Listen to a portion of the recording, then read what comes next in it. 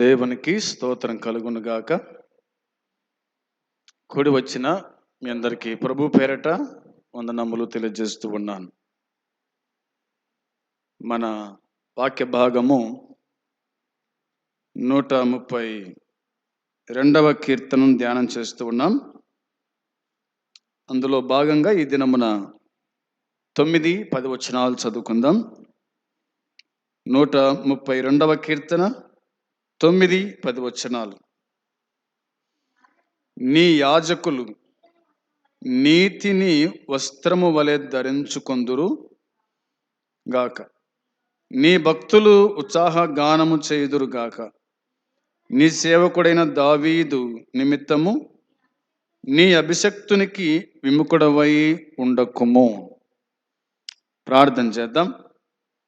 ప్రేమగల తండ్రి, పరిశుద్ధుడైన దేవ, నీ పాదములకు నాయన వందనాలు, స్తోత్రములు, కృతజ్ఞతాస్తుతులు చెల్లిస్తున్నాము తండ్రి.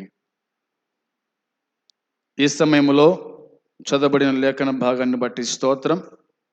దీవించండి, ఆశీర్వదించండి.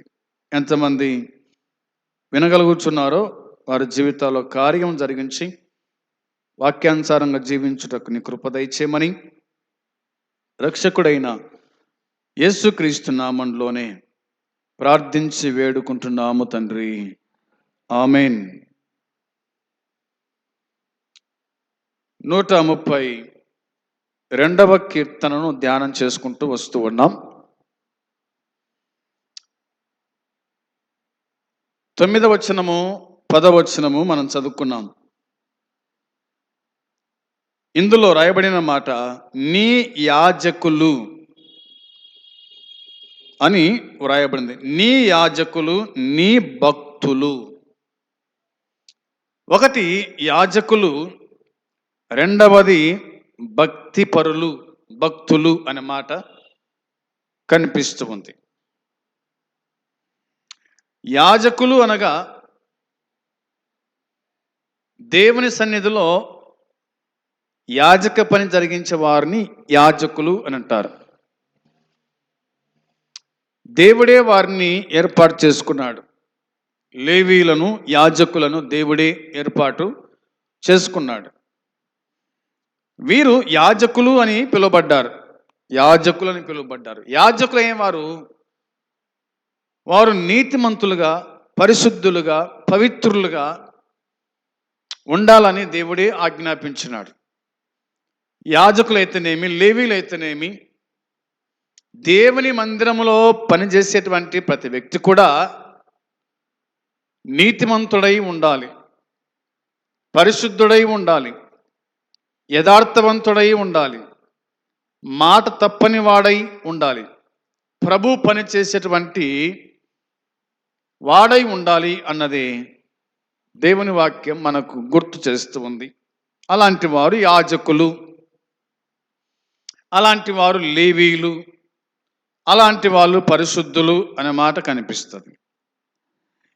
నీ యాజకులు నీతిని వస్త్రము వలె ధరించుకొందురుగాక అనే మాట. నీతిని వస్త్రము వలె ధరించుకొందురుగాక అనే మాట. వస్త్రాన్ని మనం ఏం ధరించుకుంటున్నామో ఆ విధంగా యాజకులైన వాళ్ళు నీతిని వస్త్రము వలె ధరించుకోవాలంట.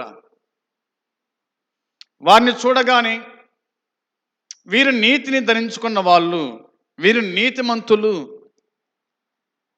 వీరు నీతిగా బ్రతికేటువంటి వారు, నిజాయితీగా బ్రతికేటువంటి వారు అని గుర్తుపట్టేలాగా వారు నీతిని వస్త్రం వలె ధరించుకోవాలా అని చెప్పినాడు.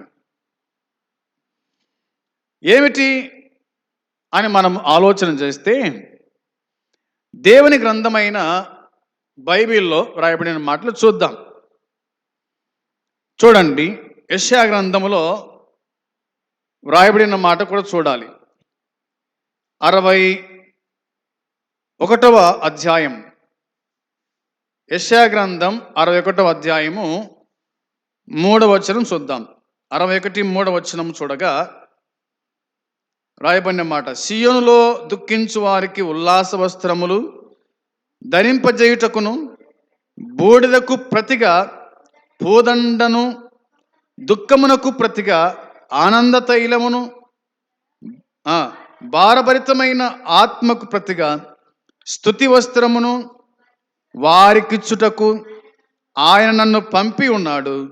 యెహోవా యెహోవా తన్ను మహిమపరుచుకున్నట్లు నీతి అను మస్తకి వృక్షములనియు యెహోవా నాటిన తోటలనియు వారికి పేరు పెట్టబడును అని దేవుని వాక్యం గుర్తు చేస్తూ ఉంది.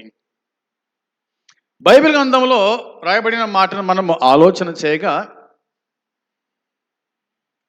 సియోనులో దుఃఖించు వారికి ఉల్లాస వస్త్రము ధరింపజేయుటకును అనే మాట రాయబడింది. సియోనులో దుఃఖమా, యెరూషలేములో దుఃఖమా అంటే దుఃఖమే అని చెప్పాలి. యెరూషలేములో కేవలము యాజకులు మాత్రం ఉండరు కదా, యెరూషలేములో కేవలము లేవీలు మాత్రం ఉండరు కదా, సియోనులో కేవలము పరిశుద్ధులే ఉండరు కదా.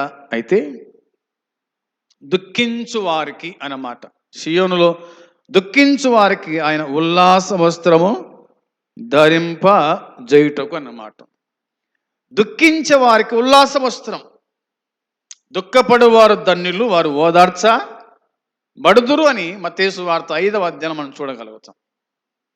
దుఃఖించే వారికి ఆయన ఉల్లాస వస్త్రాన్ని ధరింపజేస్తాడనమాట.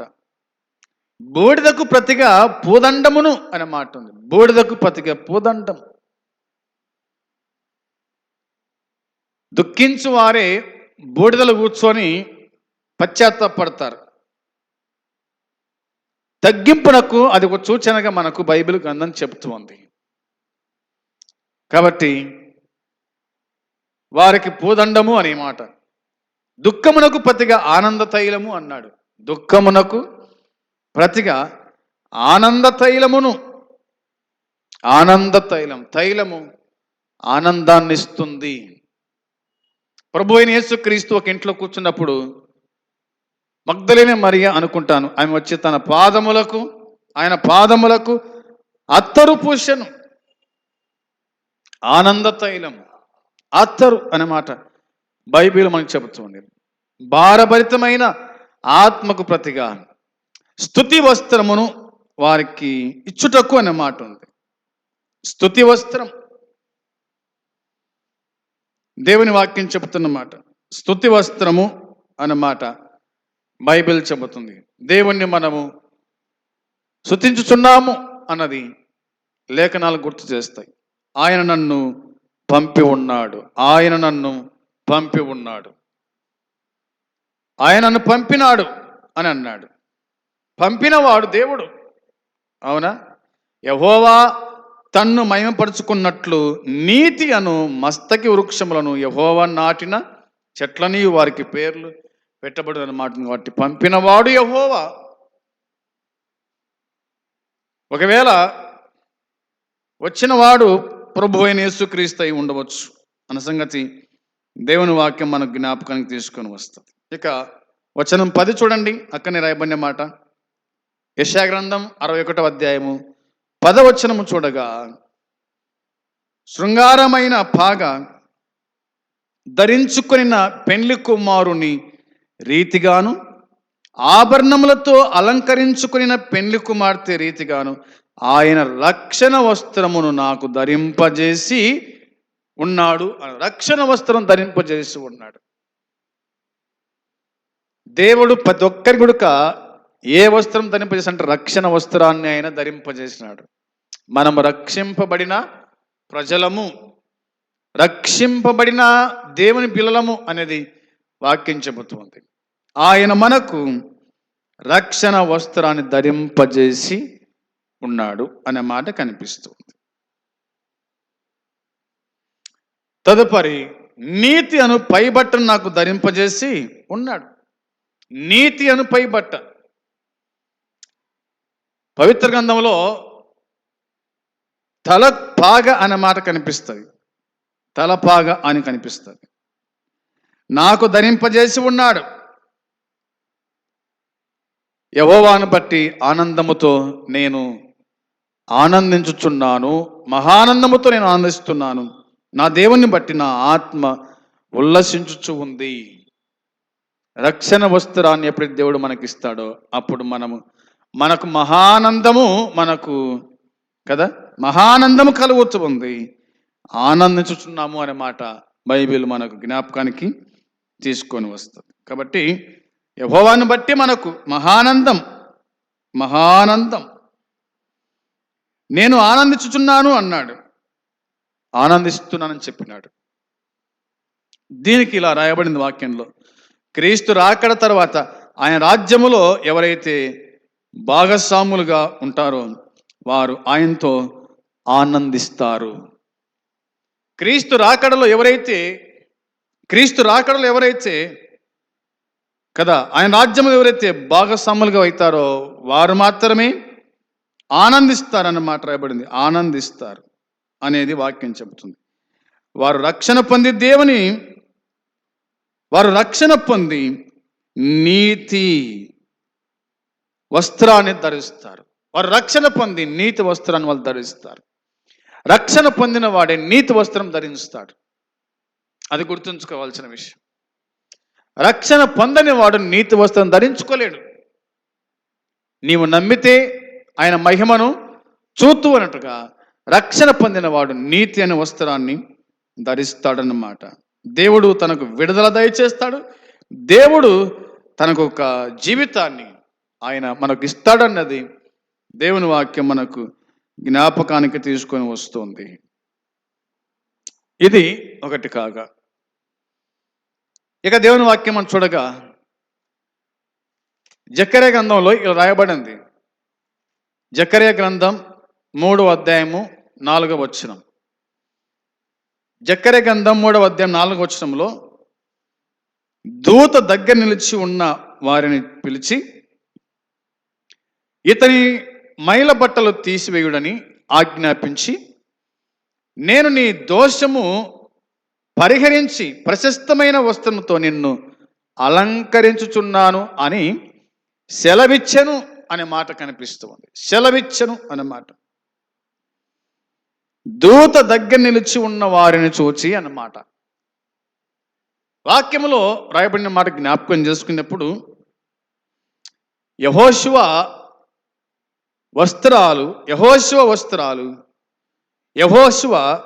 మలిన వస్త్రాలు ధరించిన వాడై దూత సమ్ముఖములో నిలబడి ఉండగా అన్నమాట. యెహోషువ ఒక యాజకుడు. ఇతడేమో మైల వస్త్రాలు లేదా మాసిపోయిన వస్త్రాలు ధరించుకొని దూత నిలబడ్డాడంట. ఆ దూత చెప్పిన మాటనంటే ఏం చెప్పాడు దూత అంటే, వాక్యం చెబుతూ ఇతని మైల బట్టలు తీసివేయుడని ఆజ్ఞాపించాడు. మీరు తీసివేయండి, వారిని పిలిచి అన్నమాట ఉంది. ఎవరిని పిలిచినాడు కానీ ఏదేమైనా వారిని పిలిచి అని దేవుని వాక్యం చెబుతుంది. ప్రశస్తమైన వస్త్రము నిన్ను అలంకరించుచున్నాను అన్నాడు. ప్రశస్తమైన వస్త్రాన్ని తనకు అలంకరించినాడు.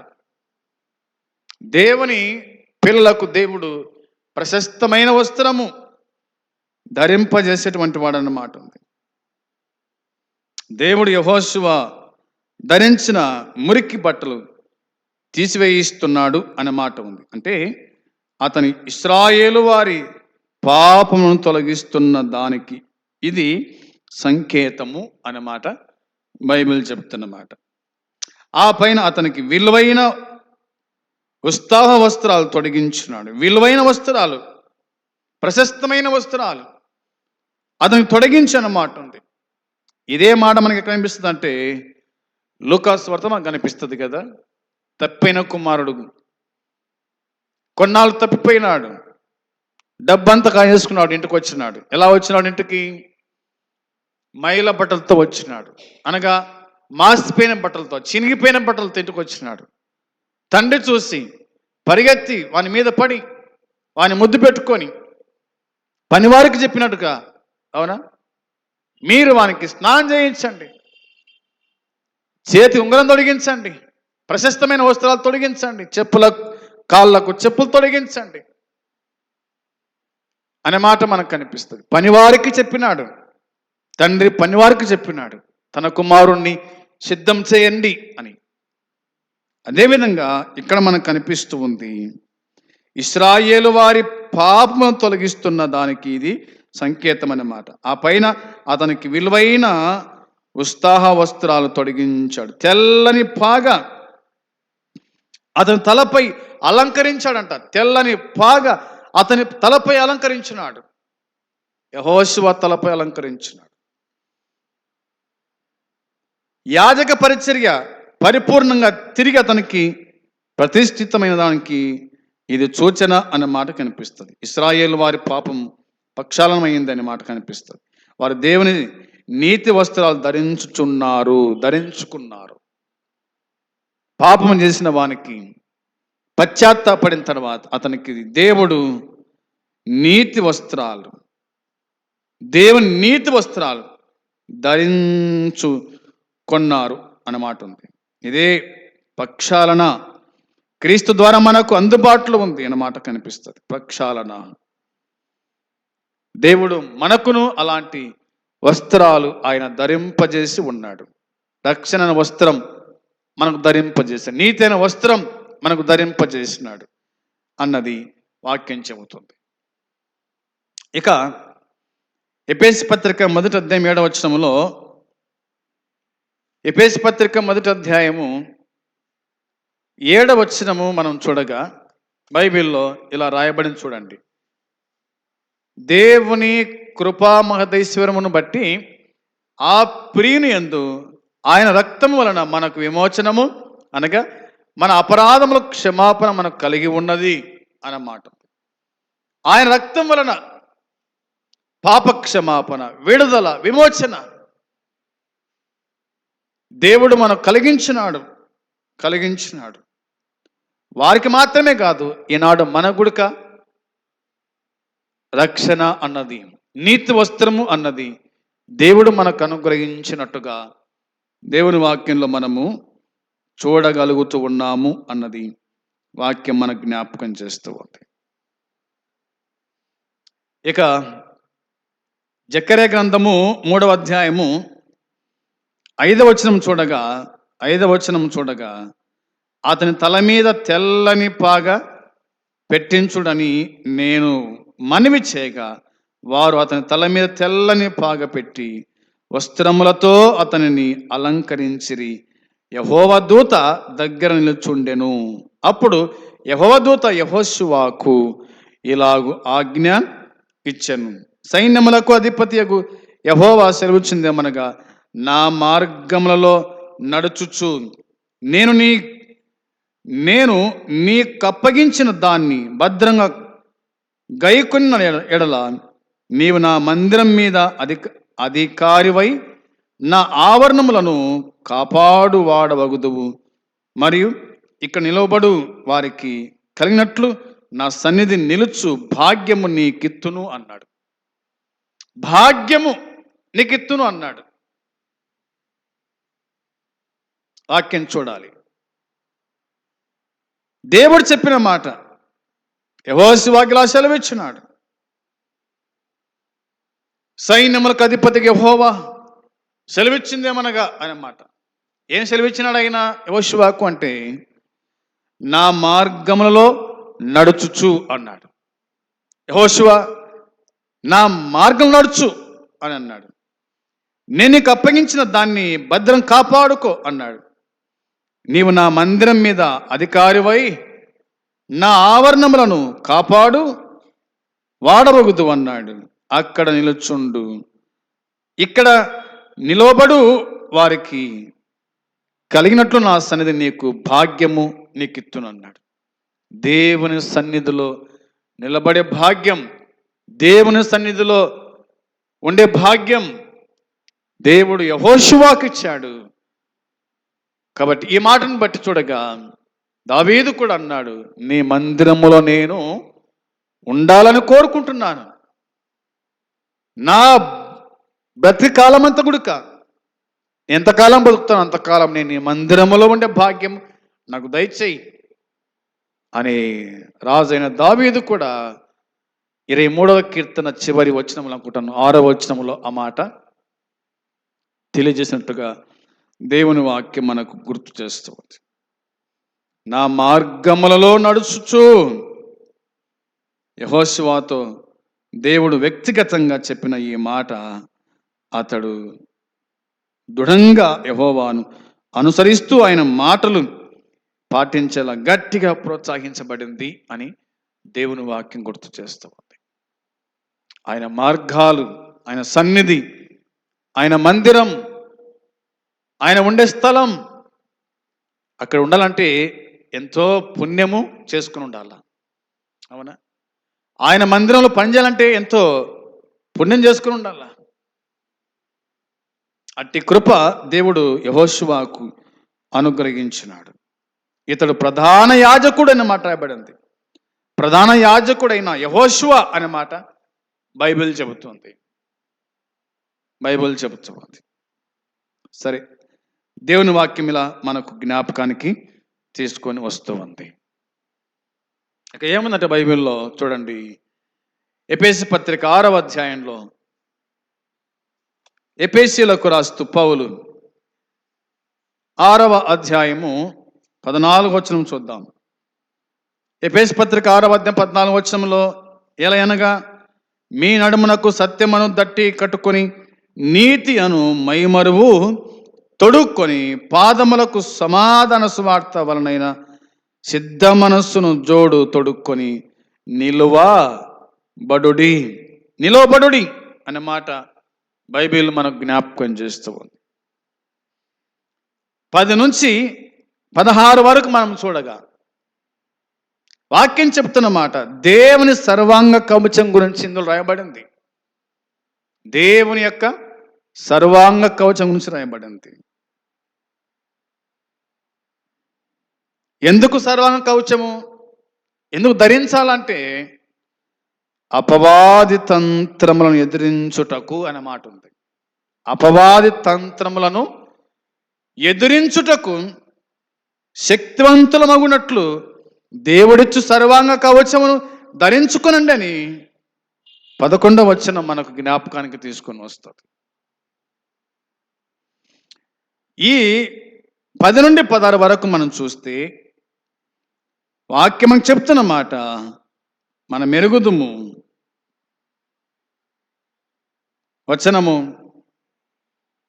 12 చూడగా మనము పోరాడునది అన్నమాట. మనము పోరాడునది శరీరులతో కాదు కానీ ప్రధానులతోనూ అధికారులతోనూ ప్రస్తుత అంధకార సంబంధులకు లోకనాథులతో ఆకాశ మండలమందున్న దురాత్మల సమూహములతో పోరాడుచున్నాం. మనం పోరాడుచు ఉన్నాం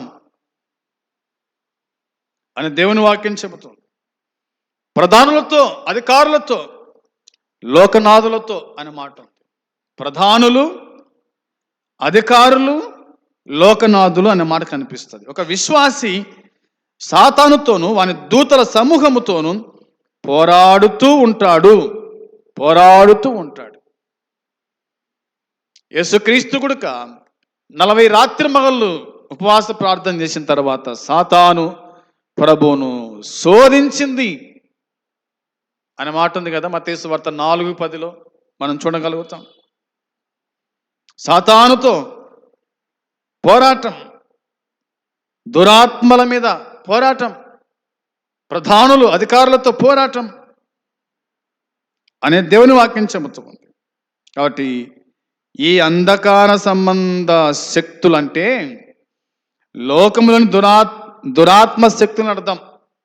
అంధకార శక్తులు అంటే బాగా వినండి, ఈ అంధకార సంబంధ శక్తులు అంటే లోకములోని దురాత్మ శక్తులు, పాలకులు అనే మాట ఉంది. దురాత్మ శక్తులు పాలకులు అనే మాట కనిపిస్తుంది. వీరు దుష్టులను బలపరిచేటువంటి వాళ్ళు, దేవుని చిత్తాన్ని వ్యతిరేకిస్తారు. అంతేకాకుండా ప్రస్తుత విశ్వాసులపై తరచు దాడి చేస్తూ ఉంటారన్నమాట. వీళ్ళంతా కూడా దాడి చేస్తూ ఉంటారు. అంతేకాకుండా ఎంతో క్రమబద్ధమైన వ్యవస్థగా వివిధ శ్రేణుల్లో క్రమంలో నెలకొని ఉంటారు అనే మాట కనిపిస్తుంది. వీరంతా కూడా దేవుని పిల్లల మీద, విశ్వాసుల మీద, సేవకుల మీద లేనిపోని నిందలు, అవమానాలు మోపేటువంటి వారు అన్నమాట బైబిల్ మనకు జ్ఞాపకానికి తీసుకొని వస్తూ ఉంది. ఇక వాక్యం చెప్తున్న మాట ఏమిటో మనం చూడగా, మీరు ధరించుకోండి ఇవన్నీ ధరించుకోండి అనే మాట మనకు కనిపిస్తుంది.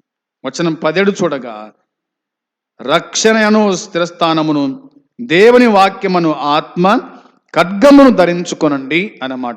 ఆత్మ ఖడ్గం ధరించుకోండి. దేవుని వాక్యమును ఆత్మ ఖడ్గం. వాక్యము ద్వారానే దేవుడు సాతానును ఏం చేశాడు? ఎదిరించాడు. నీకు ఆకలి అవుతుంది కాబట్టి ఈ రాళ్ళను రొట్టెలుగా చేసుకొని తిను అన్నాడు. ప్రభు చెప్పిన మాటదండి, మనుషులు రొట్టె వల్ల మాత్రమే కాదు, దేవుని నోట నుంచి వచ్చి ప్రతి మాట వలన మనిషి బ్రతుకును అని చెప్పినాడు. ఇంకా చాలా చెప్పినాడు. కాబట్టి వాక్యము ద్వారానే ఖండించటం అనేది దేవుని వాక్యం మనకు జ్ఞాపకం చేస్తూ ఉంది. ఆత్మ ఖడ్గం,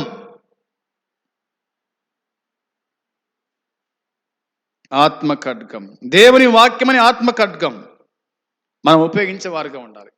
మనతో ఏం కాదు, దేవుని వాక్యమని ఆత్మ ఖడ్గముతో మనం సాతానును ఎదిరించు వారమై ఉండాలని దేవుని వాక్యం చెబుతుంది. రండి 132వ కీర్తనకు వచ్చేద్దాం. ఇందులో రాయబడిన మాట చూద్దాం మరోసారి. 9వ వచనం చూడాలి మరలా. 132వ కీర్తన 9వ వచనం చూడగా 2వ భాగం రాయబడిన మాట, నీ భక్తులు ఉత్సాహ గానము చేయుదురుగాక అన్న మాట ఉంది. మొదట్లోనేమో నీ యాజకులు అనే మాట రాయబడింది.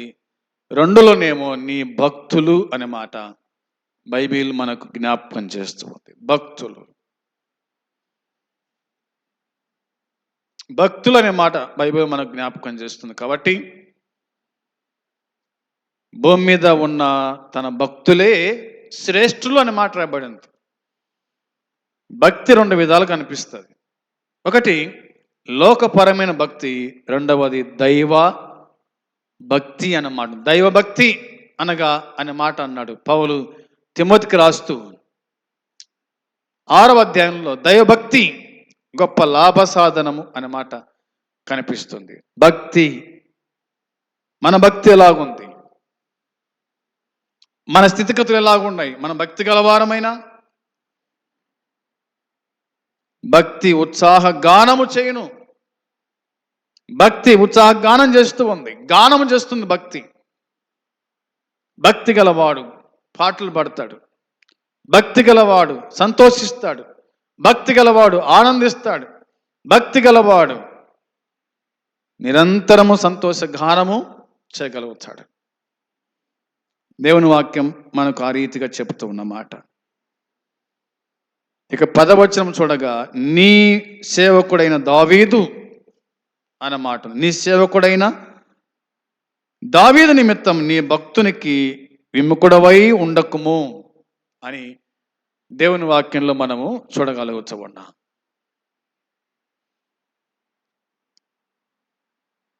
వినండి, నీ అభిషక్తునికి అనే మాట ఉంది.